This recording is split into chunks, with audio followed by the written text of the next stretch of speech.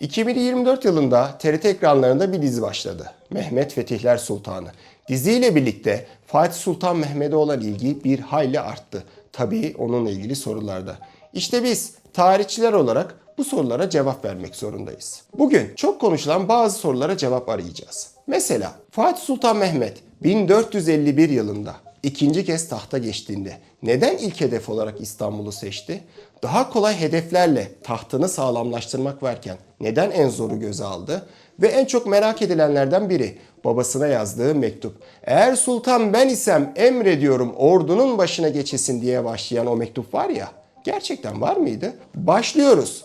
Ama baştan söyleyeyim, vereceğimiz cevaplar tahmin ettiğiniz gibi olmayabilir.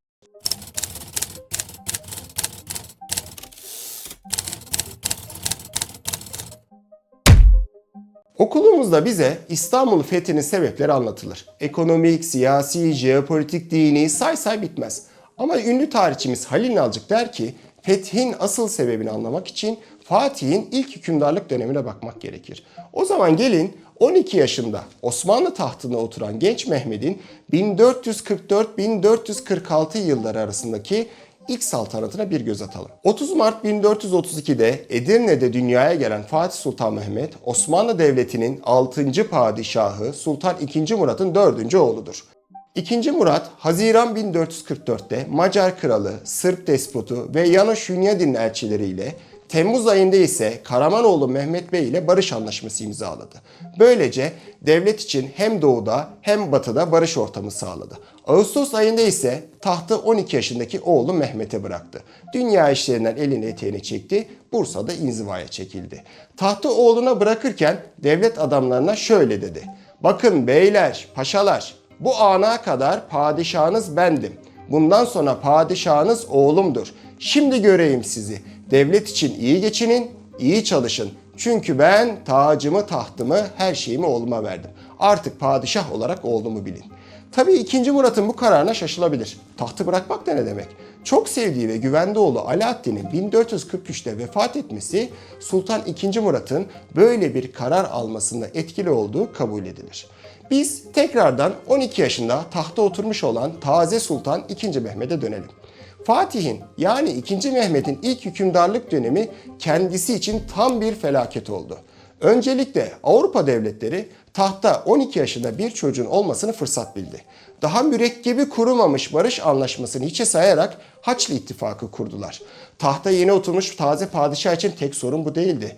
Ülke içerisinde de bazı sıkıntılar baş gösterdi.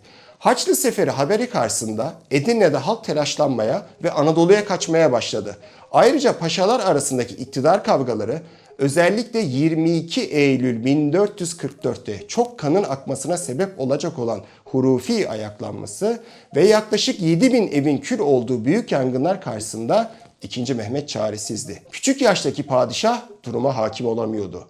Sultan II. Murat Ulu Veziri Çandarlı Halil Paşa'ya güvenerek tahtı oğluna bırakmış olsa da Şehabettin Şahin, Şehzade Lalası Nişancı İbrahim ve Zağnos Paşalar Çandarlı'ya karşı II. Mehmet'in etrafında toplanmış, iktidarı Çandarlı'nın elinden almaya çalışıyorlardı.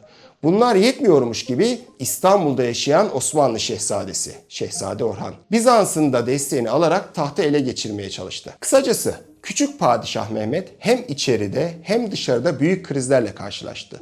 Daha önemlisi Haçlı ordusu toplanmış, devletin üzerine gelmekte.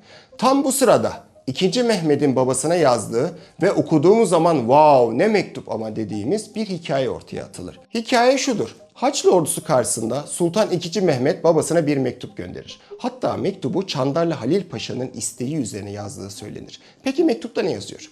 Mektubun günümüz Türkçesiyle en kısa hali şu şekildedir. Eğer padişah siz iseniz geliniz ve ordunun başına geçiniz. Yok, eğer padişah ben isem size emrediyorum. Gelip ordunun başına geçiniz. Bu ifadeler ilk kez Osmanlı tarihçisi Kemal Paşazade'nin Tevarihi Ali Osman adlı eserinde rastlıyoruz. Ama işin ilginci şu. Varna Savaşı'nı bizzat gören kaynaklarda bu mektup hiç yok. Üstelik Fatih'in karakterine baktığımızda babasına tahtı bırakmak isteyecek biri değil. Yani büyük ihtimalle bu olay daha sonra eklenen bir hikaye. Gerçek olan şu ki Çandarlı Halil Paşa'nın zorlamasıyla II. Murat yeniden ordunun başına geçti. Mektup meselesini geride bırakacak olursak, II. Murat Bursa'dan Edirne'ye geldi. ordunun başına geçti. 10 Kasım 1444'te Varna Savaşı'nda büyük bir zafer elde etti. Tabii babasının böylesine büyük bir zafer elde etmesi 2. Mehmet için otoritesinin sarsılması demek. 2. Mehmet için büyük bir itibar kaybı. Daha açık söyleyeyim mi? Karizması çizildi. Düşünün ki tahta oturuyorsunuz, kafirler topraklarınıza saldırıyor, siz İslam ülkesi toprağını korumaya çaresiz kalıyorsunuz ve babanız gelip düşmanı def ediyor. Sultan II. Murat her ne kadar oğlunun tahtını gölgelemek istemese de durum böyle olmuyor. Mesela Varna Savaşı'nda Murat tahta geri dönmedi. Sadece ordunun başına geçti. Savaş sırasında hala Osmanlı padişahı Edirne'deki 2. Mehmet'tir. O dönemde kafirler karşısına büyük bir zafer kazanıldığında diğer İslam devletlerine fetihname denilen belgeler gönderilirdi. Bu fetihnamelerde zaferden dolayı yaşanan mutluluk paylaşılırdı. Ayrıca bir bakıma da gövde gösterisidir. Bakın ne büyük bir zafer kazandık demektir. Bunu niye söylüyoruz? Varna Savaşı sonrası hazırlanan fetihnamelerde 2. Mehmet'in adı yazılıdır. Böyle bir hassasiyetle hareket eden 2. Murat savaştan hemen sonra da Edirne'den Manisa'ya geçti. Babasının tüm bu çabalarına rağmen genç sultan için durum hiç de istediği gibi değildi. İşte buraya dikkat etmeli. 2. Mehmet'in neden ilk hedef olarak İstanbul'u seçtiğini burada görmek gerekir. Aslında Sultan II. Mehmet babasının gölgesinden çıkmak için Varna'dan daha büyük bir zafer elde etmek istiyor. O tarihlerde bunu sadece İstanbul'u alarak yapabileceğini görüyor. Sonuçta İstanbul'u zamanında babası dahi alamamıştı. 2. Mehmet babasının dahi alamadığı Hz. Peygamber sallallahu aleyhi ve sellemin müjdelediği şehri alarak gerçek bir sultan olduğunu göstermek, bir bakıma rüştünü ispat etmek istiyor. Yani özetleyecek olursak 1444'ten itibaren Mehmet'in kafasına tek bir hedef vardı: İstanbul. Genç sultanın İstanbul'u alma fikri ve savaşçı siyaseti hükümdarlığının da sonunu getirecekti.